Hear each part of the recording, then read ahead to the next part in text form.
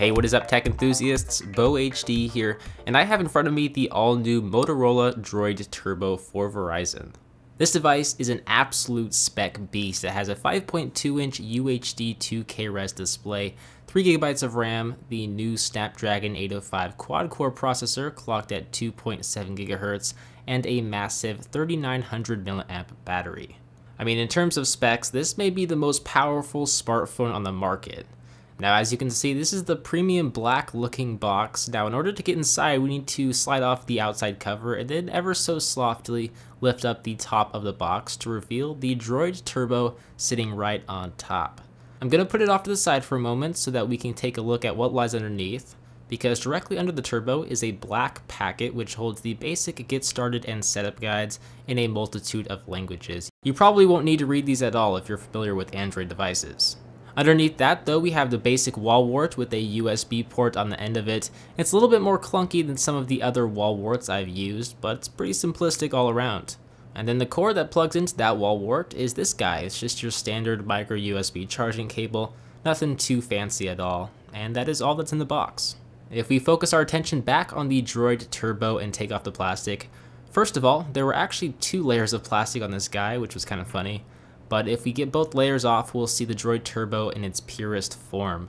I was sent the red version, which is by far the most stylish. Usually I'm more of a fan of pure black devices, but this red actually looks very stylish, I'm not gonna lie. Now if we take a look around the device, we'll find the power sleep on off button and volume up and down controls, which also double as the SIM card slot, and that's found on the right hand side. There's nothing on the left hand side, and then the 3.5mm headphone jack is up top, and then the micro USB charging cable port down below at the bottom. On the front of the DROID Turbo is the 2 megapixel front facing camera up top underneath the loudspeaker, which is also front facing. It's not stereo, but it's still nice to see it face towards you when you're holding the phone. And then at the bottom we have the capacitive touch navigation buttons for the back, home, and multitasking buttons. I'm personally not much of a fan of capacitive touch buttons, but they definitely line up with previous DROID devices, so I can see why they're there. If we flip the phone over though, we'll see that there's a 21 megapixel rear facing camera with a dual LED flash on either side of it. There's a Motorola logo that's textured like sandpaper, and it feels really good on the hand.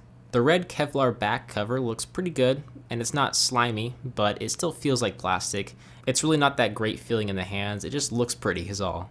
But if we power this device on and take a look around, we'll see that the DROID Turbo has an AMOLED display, so it can take advantage of Motorola's famous active notifications, which are incredibly awesome and super useful, since it allows you to view text and other notifications without using much battery life.